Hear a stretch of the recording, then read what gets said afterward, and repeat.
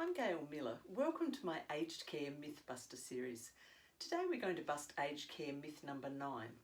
It's that it's a waste of time paying professionals to help with the aged care placement process. Really, it's not. I actually wrote a book several years ago called 5 Easy Ways to Solve the Aged Care Puzzle because I nearly went nuts trying to get my mother-in-law into care.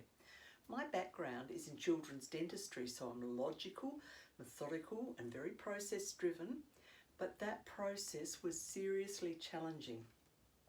I take my hat off to anyone who can manage to do the whole aged care placement process themselves, plus the finances.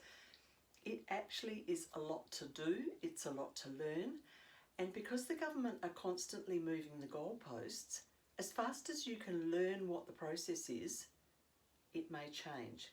So there are actually specialists out there whose sole responsibility is to find just the right home for your loved ones so that the next chapter of their life is as good as it can possibly be. Now, you might be able to do the whole process yourself, but what I want people to consider is it the best use of your time having to learn something that is really quite complicated? Most people are busy with work, with families, and with their aged loved one, and they're trying to juggle all these different balls all the time. So it's tricky if you throw in the fact that they may need to go into residential aged care and there's a whole process around it. Some people even take long service leave to work their way through this process, and according to the professionals I've spoken to, they've had clients who have used their entire long service leave of 13 weeks and still not got the process sorted. If you have one rejection when your application goes to Centrelink, it goes back by 6 weeks each time. 2 rejections equals your entire time of long service leave. So it perhaps may not be the best use of your time. The other thing is that generally you're doing this process during a crisis. That's right when your loved one actually needs all your time and attention. They need your emotional support.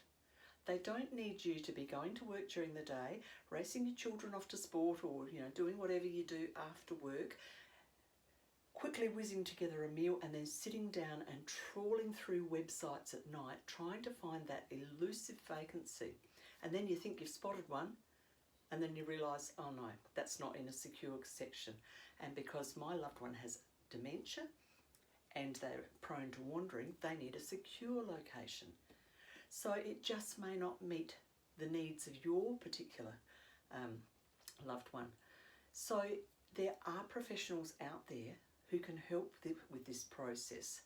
I actually meet with families. I met with a family the other day who have a big conundrum on their plate. And I'm now, because I've listened to their story, able to send them on to just the right professional for their needs. And he will help get it sorted in no time. Stay tuned and we're going to bust aged care myth number 10 very shortly.